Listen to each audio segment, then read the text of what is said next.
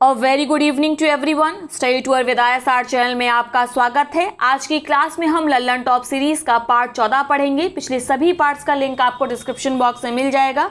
तो चलिए आज के सेशन को शुरू करते हैं हम यूरोप की प्रमुख नदियों के साथ। पहली महत्वपूर्ण नदी है राइन नदी। यह कहाँ से निकलती है? निकलती है स्विस एल्प्स माउंटेन से। और कहाँ जाकर यह गिरती है? तो यह गिरती है उत्तरी सागर में। राइन नदी को कोयला नदी भी कहते हैं, कोल रिवर भी कहते हैं। क्यों कहते हैं? क्योंकि इस नदी के माध्यम से कोयले का परिवहन होता है। यह नदी यूरोप का सबसे व्यस्ततम जल परिवहन मार्ग है। इंपॉर्टेंट पॉइंट नोट करिए, विश्व का व्यस्ततम बंदरगाह रॉटरडम इसी नदी के मुहाने पर स्थित है। याद रखेंगे, ठीक है। इसके साथ ही नोट करिए, इस नदी पर स्थित मुख्य शहर हैं लुडविग, हेडेलबर्ग, वीसवेड, मेंच, डसलडॉर्फ, कॉलन। तो आपको कौन कौन सा याद रखना है? आपको याद रखना है डसलडॉर्फ और कॉलन। ये कहाँ पर स्थित है? राइन नदी के तट पर, ठीक है। साथ में याद रखेंगे राइन नदी के मुहाने पर स्थित है विश्व का व्यस्ततम बंदरगाह रॉटरडम। क्लियर हो गया। अगली नदी की बात करते हैं तो अगली नदी है रोन नदी। यह भी कहाँ से निकलती है? स्विस एल्प से निकलती है। और स्विस एल्प से निकलने के बाद यह जिनेवा झील को होते हुए उसे घूमते घामते यह भूमध्य सागर में जाकर गिरती है। सोन इसकी सहायक नदी है जो फ्रांस के लियोन के निकट इससे मिलती है। इसलिए याद रखेंगे जो लियोन शहर है वो किस नदी के किनारे है? तो याद रखेंगे सोन नदी के किनारे। क्लियर हो गया। अब बात करते हैं डेन्यूब नदी की। यह मोस्ट इंपॉर्टेंट, ध्यान से सुनेंगे। यह नदी ब्लैक फॉरेस्ट से निकलकर काला सागर में गिरती है। ब्लैक फॉरेस्ट माउंटेन कहाँ पर है? जर्मनी में है। और वहीं से निकलती है डेन्यूब नदी। से निकलकर कहाँ गिरती है? काला सागर में गिरती है। सब पॉइंट्स पूछे जाते हैं। यह विश्व की एकमात्र ऐसी नदी है जो 8 देशों से होकर गुजरती है, ठीक है। तथा इस नदी पर 5 राजधानी शहर हैं। कौन कौन से? बुडापेस्ट, बुखारेस्ट, बेलग्रेड और वियना, ठीक है। याद रखिएगा, मेरे ख्याल से यहाँ गलत दिया हुआ है। 5 राजधानी शहर, एक बार इसको आप गूगल करके ज़रूर देख लीजिएगा। आगे देखते हैं पो नदी। इसे इटली की गंगा कहा जाता है। तो इटली की गंगा के नाम से मशहूर है पो नदी, ठीक है। कहाँ से निकलती है? यह भी निकलती है एल्प्स माउंटेन से, एल्प्स क्षेत्र से। और कहाँ जाकर यह गिरती है पो नदी? एड्रियाटिक सागर में। तो इसमें जो याद करने लायक पॉइंट है वो यही है कि इटली की गंगा किसे कहा जाता है? पो नदी को कहा जाता है। और पो नदी के किनारे ही बसा हुआ है वेनिस शहर, ठीक है। ये पूछा गया है वेनिस शहर किस नदी के किनारे बसा है? तो याद रखेंगे पो नदी के किनारे, ठीक है। यह नदी इटली में मैदान का निर्माण करती है। अब बात करते हैं टाइबर नदी की। इंपॉर्टेंट है, मध्य इटली की नदी जिस पर रोम शहर स्थित है। यह एपिनाइस से टिरेनियन सागर तक पश्चिम की ओर बहती है। बाद में यह भूमध्य सागर में गिरती है। तो बस याद रखेंगे इसके किनारे कौन सा शहर बसा हुआ है? टाइबर नदी के किनारे रोम शहर बसा है। कहाँ पर यह गिरती है? ये महत्वपूर्ण है। तो याद रखेंगे भूमध्य सागर में यह गिरती है। आगे बात करते हैं गैरोन नदी के बारे में। तो फ्रांस के सेंट्रल मैसिव क्षेत्र से निकलकर यह बिस्के की खाड़ी में गिरती है। तो आपको याद रखना है जो गैरोन नदी है वो कहाँ गिरती है? बिस्के की खाड़ी में। निकलती कहाँ से है? फ्रांस के सेंट्रल मैसिव क्षेत्र से। तो यदि पूछा जाए सेंट्रल मैसिव क्षेत्र कहाँ पाया जाता है तो आपका उत्तर हो जाएगा फ्रांस, ठीक है। इसी प्रकार से इंपॉर्टेंट पॉइंट्स पिक किए जाते हैं। अब बात करते हैं लवायर नदी के बारे में। यह भी पूछी गई है। यह भी कहाँ से निकलती है? फ्रांस के सेंट्रल मैसिव क्षेत्र से। और कहाँ पर गिरती है? बिस्के की खाड़ी में। तो बिस्के की खाड़ी में 2 नदियाँ गिर रही हैं, गैरोन और लवायर। याद रख पाएंगे। अब बात करते हैं सीन नदी के बारे में। फ्रांस की राजधानी पेरिस इसी नदी के तट पर स्थित है। यह नदी कहाँ गिरती है? इंग्लिश चैनल में गिरती है। मोस्ट इंपॉर्टेंट, याद रखना है आपको, ठीक है। फ्रांस की राजधानी पेरिस किस नदी के तट पर है? तो आपका उत्तर होगा सीन नदी के तट पर। आगे बात करते हैं वेजर नदी के बारे में। जर्मनी की आर्थिक रूप से महत्वपूर्ण नदी है जो कहाँ गिरती है? उत्तर सागर में गिरती है, ठीक है। नेक्स्ट है आपकी ओडर नदी। पोलैंड और जर्मनी की सीमा बनाती है। तो ये महत्वपूर्ण पॉइंट है। यह नदी बाल्टिक सागर में गिरती है। स्टेटिन शहर इसी पर स्थित है, ठीक है। तो ये स्टेटिन शहर इसके किनारे स्थित है, ये ज़रूरी नहीं है। ज़रूरी ये है कि आप याद रखें कि यह पोलैंड और जर्मनी की सीमा बनाती है ओडर नदी, ठीक है। अब बात करते हैं विस्चुला नदी के बारे में। ये पोलैंड की सबसे महत्वपूर्ण नदी है जो कहाँ गिरती है? बाल्टिक सागर में। और जो पोलैंड की कैपिटल है रासा, वह विस्चुला नदी के तट पर ही स्थित है। क्लियर।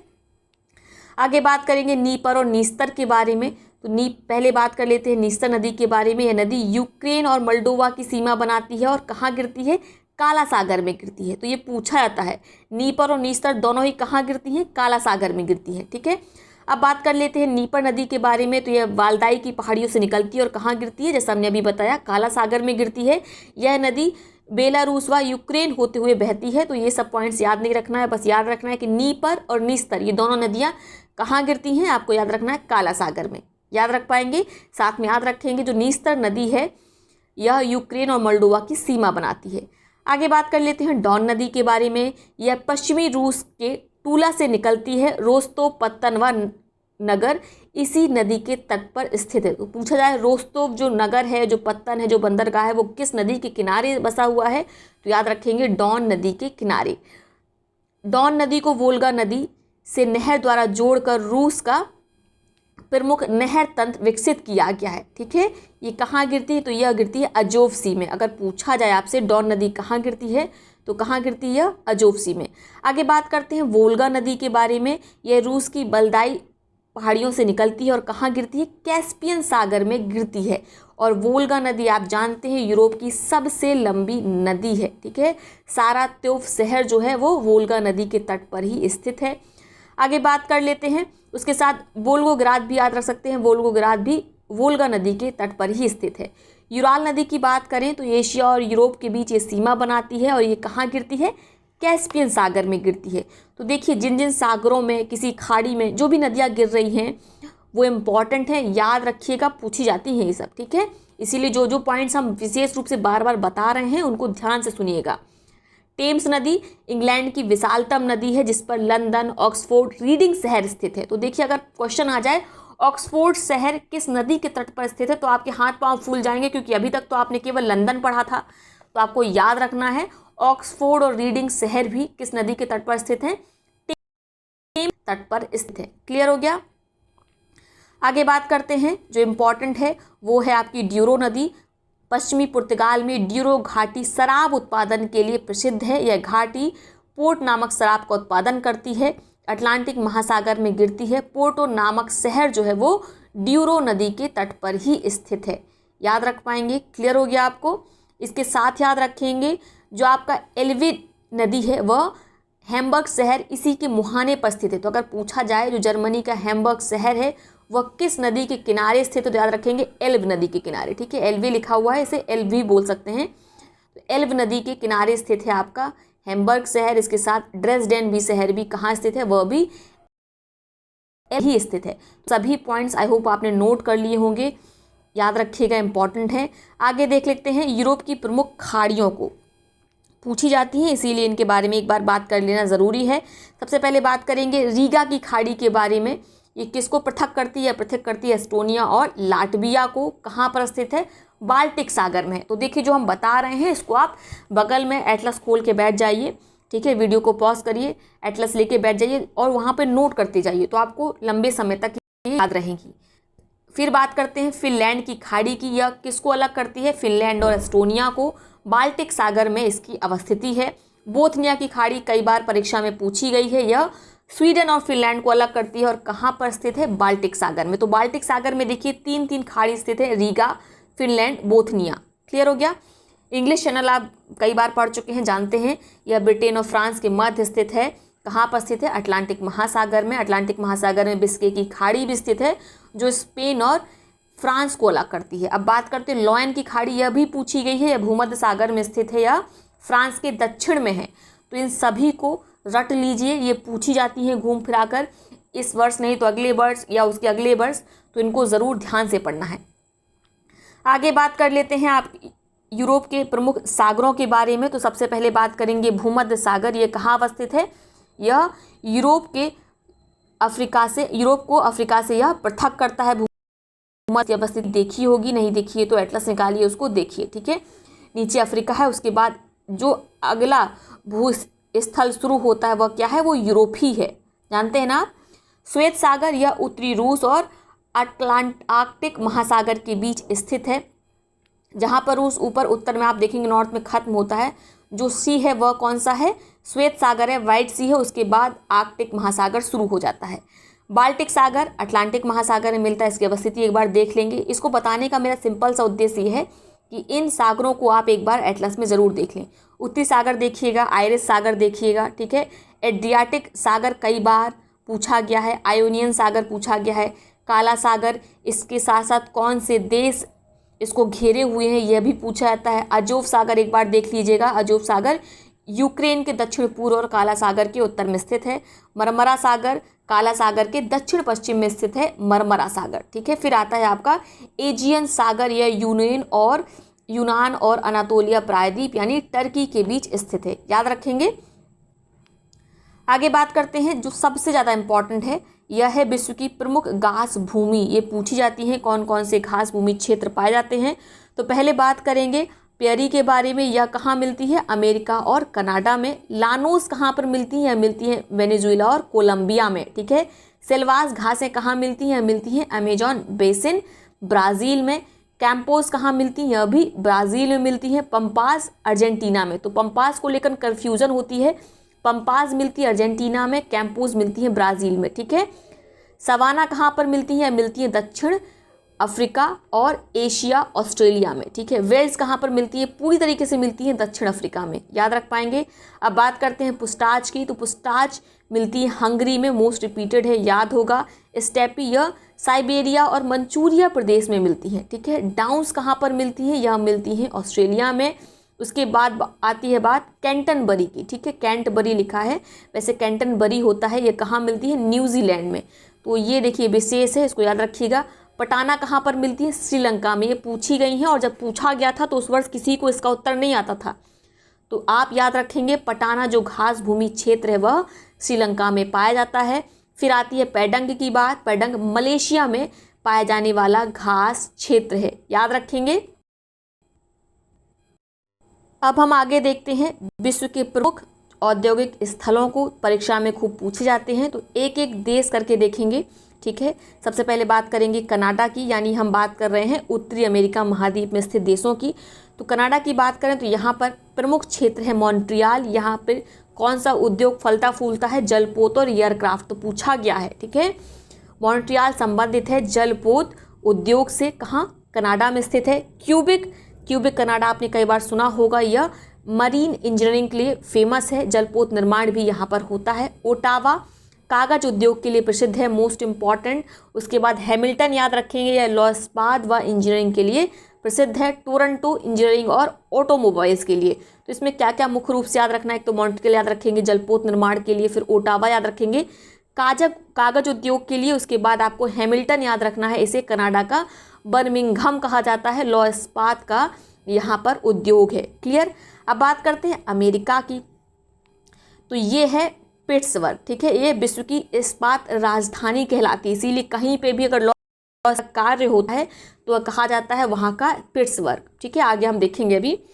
तो अमेरिका का जो पिट्सबर्ग है वह प्रसिद्ध है विश्व में लौह इस्पात के लिए, इसे लौह इस्पात की विश्व की राजधानी कहा जाता है। डेट्रॉयट फेमस है किस लिए? मोटर कार के लिए, ठीक है, मोस्ट इम्पॉर्टेंट। शिकागो मांस प्रसंस्करण के लिए, ठीक है, यानी जो मीट की प्रोसेसिंग होती है उसके लिए प्रसिद्ध है आपका शिकागो। लॉस एंजलिस फिल्म के लिए फेमस है, ठीक है, हॉलीवुड जो है वो यहीं पर स्थित है। बर्मिंघम यह भी लौह इस्पात के लिए प्रसिद्ध। तो अभी हमने पढ़ा कनाडा का कौन सा प्रदेश बर्मिंघम कहलाता है? हैमिल्टन कहलाता है, ठीक है। और बर्मिंघम एक्चुअली में है कहाँ पर? अमेरिका में है। किस लिए प्रसिद्ध है? लौह इस्पात के लिए। बात करेंगे सैन फ्रांसिस्को की, ठीक है, यहाँ पर पाई जाती है सिलिकॉन वैली। ये किस लिए प्रसिद्ध है? सिलिकॉन वैली आप जानते हैं कंप्यूटर से संबंधित जो भी चिप टेक्नोलॉजी होती है उसी को सिलिकॉन वैली, जहाँ पे ये सब बनता है वो उसको सिलिकॉन वैली कहा जाता है। तो सैन फ्रांसिस्को प्रसिद्ध है सिलिकॉन वैली के नाम से। यहाँ पर जो मुख्य उद्योग हैं वह तेल शोधन, जलपोत, कंप्यूटर व तकनीक। तो आपको इसमें क्या याद रखना है? नोट करिए, तेल शोधन याद रखिएगा, साथ में कंप्यूटर और तकनीक उद्योग याद रखेंगे सैन फ्रांसिस्को के साथ। बात करते हैं सिएटल अमेरिका की। तो सिएटल किस लिए फेमस है? एल्यूमिनियम प्रगलन के लिए, ठीक है, यानी यहाँ पे एल्यूमिनियम की स्मेल्टिंग की जाती है, उसे गलाया जाता है। सिएटल सभी इंपॉर्टेंट है, किसी एक को छोड़ेंगे नहीं, इसको नोट कर लीजिए, ठीक है। आगे बात करते हैं, अब हम पहुँच गए हैं यूरोप में देखेंगे ब्रिटेन को। तो ब्रिटेन में पहला आ गया आपका मैनचेस्टर, सूती वस्त्र उद्योग के लिए यह प्रसिद्ध है। लिवरपूल जलपोत शोधन के लिए इम्पॉर्टेंट है। ब्रेडफोर्ड ऊनी वस्त्र के लिए, लंदन इंजीनियरिंग और परिवहन के लिए, डर्बीशायर ऊनी वस्त्र के लिए। एक भी नहीं छोड़ना है, सभी हैं, बहुत इंपॉर्टेंट, नोट कर लीजिए। आगे बात करते हैं पेरिस की। तो पेरिस किस लिए फेमस है? पेरिस कम पूछा गया है, यह फेमस है एयरक्राफ्ट और परिवहन के लिए। शैंपेन और बोर्डो खूब पूछा गया है। शैंपेन जो एक प्रकार की शराब ही है और वो यहीं से बनाई जाती है, फ्रांस के इसी शहर के नाम से इसका नाम शैंपेन पड़ गया। तो आपको याद रखना है शैंपेन और बोर्डो जो शहर हैं फ्रांस के, प्रसिद्ध है शराब उद्योग के लिए। उसके बाद आता है लियोन, ठीक है, जो लियोन गांव है, ये लियोन विलेज है, ये फेमस है लौह इस्पात के लिए, ठीक है। उसके बाद आता है आपका लॉरेंसार। लॉरेंसार क्षेत्र प्रसिद्ध है लौह इस्पात के लिए। तो फ्रांस के 2 क्षेत्र हो गए जो लौह इस्पात के लिए फेमस है। कौन कौन सा? एक तो लियोन, दूसरा लॉरेंसाल। क्लियर हो गया, ठीक है। अब बात करते हैं जर्मनी की। तो जर्मनी का सबसे इंपॉर्टेंट आप याद रखेंगे फ्रैंकफर्ट। फ्रैंकफर्ट फेमस है किस लिए? परिवहन के लिए। रूस की बात करते हैं तो रूस में पहले बात करेंगे मॉस्को जो उसकी राजधानी है, और दूसरा शहर है गॉर्की, यह लौह इस्पात और रसायन के लिए प्रसिद्ध है। फिर नेक्स्ट आता है आपका लेनिनग्राड, जिसे कहा जाता है रूस का सेंट पीटर्सबर्ग। यानी यहाँ पर कौन सा उद्योग होगा? यहाँ पर है वस्त्र, रसायन और कागज का उद्योग। उसके बाद बात करेंगे मैग्नेटोगॉर्स्क, ये फेमस है लौह इस्पात तेल शोधन के लिए। इसे सेंट पीटर्सबर्ग अगर कहते हैं रूस का, तो यहाँ पर लौह इस्पात भी उद्योग होगा। आगे बात करते हैं मास्को इवानोवो के बारे में। तो इवानोवो को पूछा जाता है इसे रूस का मानचेस्टर कहते हैं। मानचेस्टर हमने अभी पढ़ा, ये कहाँ पर है? ब्रिटेन में है। किस लिए प्रसिद्ध था ब्रिटेन में? सूती वस्त्र उद्योग के लिए। तो ऑब्वियस है रूस का इवानोवो किस लिए प्रसिद्ध होगा? सूती वस्त्र के उद्योग के लिए, ठीक है। यहाँ पे सेंट पीटर्सबर्ग लिखा है लेनिनग्राड के साथ, तो यहाँ पर आप एड ऑन कर लीजिए, यह किस लिए होगा? लौह इस्पात के लिए, ठीक है। क्लियर। आगे अगला देखते हैं। अब बारी आती है यूक्रेन की, ठीक है। तो यूक्रेन में ऐसा कुछ इंपॉर्टेंट नहीं है, आप याद रख सकते हैं किरवाय रक्को या रोस्तोगो को। तो यहाँ पर क्या प्रसिद्ध है? लौह इस्पात, भारी मशीनरी। हालांकि ये पूछा नहीं गया है, लेकिन एक बार याद रखेंगे, ठीक है। नीदरलैंड मोस्ट इम्पॉर्टेंट रॉटरडम और एम्स्टर्डम, यहाँ पे 2 हैं, ठीक है। ये जो मरीन इंजीनियरिंग होती है उसके लिए, मैरिन लिखा है यहाँ पे, मरीन होगा। मरीन इंजीनियरिंग और जलपोत निर्माण हीरा पॉलिश के लिए प्रसिद्ध है एम्स्टर्डम और रॉटरडम, ठीक है। एम्स्टर्डम मुख्य रूप से हीरा पॉलिश के लिए प्रसिद्ध है। आगे बात करेंगे बेल्जियम। तो यहाँ का है एंटवर्प। एंटवर्प हीरा प्रसंस्करण के लिए प्रसिद्ध है। क्लियर, नोट कर लीजिए। अब बात करते हैं डेनमार्क के कोपनहेगन की। यह डेयरी उद्योग के लिए प्रसिद्ध है। वैसे भी डेयरी उद्योग जो विश्व में प्रसिद्ध अगर कोई देश है तो वो डेनमार्क ही है, ठीक है।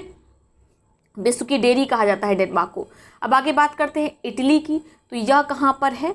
इटली का कौन सा क्षेत्र सबसे ज़्यादा फेमस है? तो पहले इटली तो आप जानते हैं यूरोप में है। यहाँ का जो मिलान है, ठीक है, यही यहाँ का मुख्य औद्योगिक क्षेत्र और यह रेशमी वस्त्र के लिए प्रसिद्ध है। तो इसको लगा लीजिए मोस्ट इम्पॉर्टेंट। दूसरा आता है आपका तुरिन, इसे कहा जाता है इटली का डेट्रायट, अर्थात यहाँ पर क्या होगा? मोटर कार संबंधी उद्योग होगा। क्लियर हो गया? कोई कंफ्यूजन है? देखिए अभी हमने पढ़ा था अमेरिका का डेट्राइट किस लिए फेमस है? मोटर कार के लिए, ठीक है। तो यानी इटली का जो तुरिन, इटली का डेट्राइट कह रहे हैं, वो भी किस लिए प्रसिद्ध होगा? मोटर कार के लिए। आगे बात करते हैं स्वीडन की। तो स्वीडन का जो मुख्य औद्योगिक क्षेत्र है वो स्टॉकहोम है, यहाँ पे जलपोत का निर्माण होता है। आगे बात करते हैं ब्राज़ील के साओ पोलो की। वस्त्र उद्योग और कॉफ़ी उद्योग के लिए प्रसिद्ध है। तो मुख्य रूप से कॉफ़ी उद्योग याद रखेंगे साओ पोलो के साथ। फिर बात करते हैं रियो डी जेनेरियो की। वस्त्र उद्योग और कॉफ़ी उद्योग के लिए भी यह प्रसिद्ध है। अर्जेंटीना ब्यूनस आयर्स इसकी कैपिटल है, यह जलपोत निर्माण के लिए प्रसिद्ध है। जो ला प्लाटा क्षेत्र है यह किस लिए प्रसिद्ध है? एयरक्राफ्ट, रसायन, लौह इस्पात। आप बताइए ला प्लाटा क्षेत्र क्या है, ठीक है। अगर ना आता हो तो बताइएगा कमेंट बॉक्स में, हम ही बता देंगे आपको। आगे देखते हैं चिली का कौन सा क्षेत्र फेमस है? तो वह है वालपरेजो सेंटियागो। ये किस लिए फेमस है? तेल शोधन के लिए, पेट्रोकेमिकल्स और शराब उद्योग के लिए, ठीक है। उसके बाद आता है वेनेजुएला का मराकैबो, तेल शोधन उद्योग के लिए प्रसिद्ध है। फिर मोरक्को का आता है मोस्ट इंपॉर्टेंट, कई बार पूछा गया है, लोगों को समझ नहीं आता कि कहाँ से पूछ लिया गया, तो ऐसे ही पूछा जाता है। कासाब्लांका कहाँ स्थित है? पहली बात मोरक्को में स्थित है। किस लिए फेमस है? रसायन उद्योग के लिए, ठीक है। अब बात करते हैं मिस्र की। तो मिस्र में आप बहुत अच्छे से परिचित होंगे, काहिरा, सिकंदरिया दोनों ही सूती वस्त्र उद्योग के लिए प्रसिद्ध हैं। जापान मोस्ट इम्पॉर्टेंट, आ गए हैं हम एशिया में। जो नगोया है उसे जापान का डेट्रायट कहा जाता है। यानी डेट्रायट यहाँ पर क्या होता होगा, मोटर कार का काम होता होगा। तो एयरक्राफ्ट और मोटर कार का काम होता है डेट्रायट में। डेट्रायट कहाँ का शहर है, अमेरिका का, ठीक है।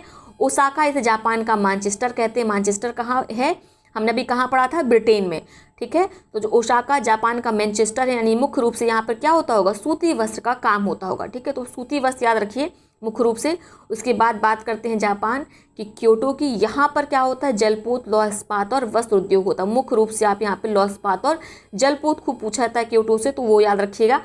आगे बात करते हैं जो इम्पोर्टेंट उसको देख लेते हैं। यवाटा, ये खूब पूछा गया है, इसे जापान का पिट्स वर्ग कहते हैं। और हमने अभी पढ़ा था पिट्स वर्ग किस लिए प्रसिद्ध होता है, लौह इस्पात के लिए, ठीक है। तो ऑब्वियस है अगर यवाटा जापान का पिट्स वर्ग है तो यह भी प्रसिद्ध होगा लौह इस्पात के लिए, लौह अयस्क के लिए, ठीक है। अब बात कर लेते हैं चाइना की, ठीक है। तो चाइना का जो संघाई प्रदेश है वह प्रसिद्ध है वस्त्र, मशीन, जलपोत, लौह इस्पात, वस्त्र के लिए, ठीक है। देखिए चीन का प्रत्येक शहर किसी न किसी उद्योग के लिए प्रसिद्ध है। यही कारण है कि उसने इतनी ज़्यादा प्रगति करी है। आगे बात करते हैं वुहान की, क्योंकि यहाँ ये किस लिए प्रसिद्ध है, यह प्रसिद्ध है वस्त्र, मशीन, जलपोत और लौह इस्पात के लिए। सबसे इम्पॉर्टेंट यही है अनसान मुकदेन, इसे चीन का पिट्स वर्ग कहते हैं। पिट्स वर्ग कहते हैं अर्थात ये किस लिए प्रसिद्ध होगा, लौह इस्पात के लिए। जो बीजिंग है वह वस्त्र और मशीन के लिए प्रसिद्ध है। तो आपको हाई के साथ जलपोत याद रखिएगा, ठीक है। वुहान के साथ याद रखिएगा मशीनरी और जलपोत, इतना याद रखेंगे। तो मुझे लगता है वीडियो बहुत लंबा हो रहा है, यहीं पे ख़त्म कर देते हैं। कल आगे हम देखेंगे औद्योगिक शहरों के उपनाम, ठीक है। इसको कल के लिए छोड़ दें, आज ही करा दें, इसको आज ही कर लेते हैं तो ये कंप्लीट हो जाएगा। जितने भी औद्योगिक शहर थे वो यहीं पे कंप्लीट हो जाएंगे। तो पहला औद्योगिक शहर है गौरकी, इसे कहते हैं रूस का डेट्रायट, अर्थात यहाँ पे क्या होता होगा, मोटर कार का काम होता होगा। फिर पीथमपुर, ये भारत का डेट्रायट है, मोस्ट इंपॉर्टेंट, अगर पूछा जाएगा तो नहीं पढ़े रहेंगे तो कैसे उत्तर करेंगे। तो यहाँ ध्यान दीजिए जो पीथमपुर है भारत का उसे डेट्रायट कहते हैं, यानी यहाँ पर मोटर कार का काम होता होगा। संघाई सूती वस्त्र के लिए प्रसिद्ध होगा, मैनचेस्टर कहते हैं चीन का। ओसाका यह जापान का मैनचेस्टर है, यानी यहाँ पर भी ओसाका में भी सूती वस्त्र उद्योग होगा, ठीक है। कोयम्बटूर, इसे दक्षिण भारत का मैनचेस्टर कहते हैं। ये एक बार इंटरव्यू में पूछा गया था और जो बाद में वो एसडीएम भी बनी, हालांकि वो छात्र जो थी एस्पिरेंट थी, लेकिन वह इसका उत्तर नहीं दे पाई थी कि दक्षिण भारत का मैनचेस्टर किसे कहते हैं। याद रखना है कोयम्बटूर, ठीक है। फिर बात करते हैं पिट्सबर्ग की, इसे विश्व की इस्पात नगरी कहते हैं, अमेरिका में है ये। बात करेंगे टूल की, इसे रूस का पिट्सबर्ग कहते हैं। हैमिल्टन जो है वो कनाडा का, इसे बर्मिंघम कहते हैं। अहमदाबाद, इसे भारत का मानचेस्टर कहते हैं, ये है मोस्ट इम्पॉर्टेंट। आगे बात करते हैं तुरिन की, तो इटली का डेट्रायट कहा जाता है। विंडसर कनाडा का डेट्रायट कहलाता है। मिलान इटली का मानचेस्टर, ठीक है, यानी यहाँ पे सूती वस्त्र का कार्य होता होगा। कानपुर उत्तर भारत का मैनचेस्टर, ठीक है। जमशेदपुर भारत का पिट्सबर्ग। इवानोवो रूस का मैनचेस्टर। यवाटा जापान का पिट्सबर्ग। नगोया जापान का डेट्रायट। तो देखिए ये जो 17 नाम दे रखे हैं इनको तुरंत आप कॉपी पेन लेके वीडियो पॉज करके नोट करिए, ये है मोस्ट इंपॉर्टेंट, ठीक है। देखिए अगर भारत से भी प्रश्न आ गया और थोड़ा सा घूम गया, उत्तर भारत का मैनचेस्टर बताइए, दक्षिण भारत का मैनचेस्टर बताइए, भारत का मैनचेस्टर बताइए, तो देखिए तुरंत उत्तर बदल जा रहा है। अगर भारत का मैनचेस्टर पूछ रहा है तो अहमदाबाद उत्तर हो जा रहा है, उत्तर भारत का पूछ ले रहा है तो क्या हो जा रहा है आपका, कानपुर हो जा रहा है, और दक्षिण भारत पूछ ले रहा है तो कोयम्बटूर हो जा रहा है। तो इस प्रकार से प्रश्न बदल सकता है, तो ध्यान से सुनेंगे। उसके साथ अगर भारत का डेट्रायट पूछ लिया जाए तो याद रखना है पीथमपुरा है। तो देखिए कितना सेशन इंपॉर्टेंट है, तो कल का सेशन भी ज़रूर देखिएगा, आगे वाला सेशन भी मोस्ट इंपॉर्टेंट है। अगर आपको वीडियो अच्छा लगता है तो वीडियो को लाइक किया करिए, साथ ही व्यूज़ बहुत कम आते हैं तो आपसे एक पर्सनल रिक्वेस्ट है, वीडियो को शेयर कर दिया करिए ताकि ज़्यादा से ज़्यादा लोगों को इस वीडियो का लाभ मिले, ठीक है। चलिए मिलते हैं कल नई वीडियो के साथ, तब तक के लिए बहुत बहुत धन्यवाद।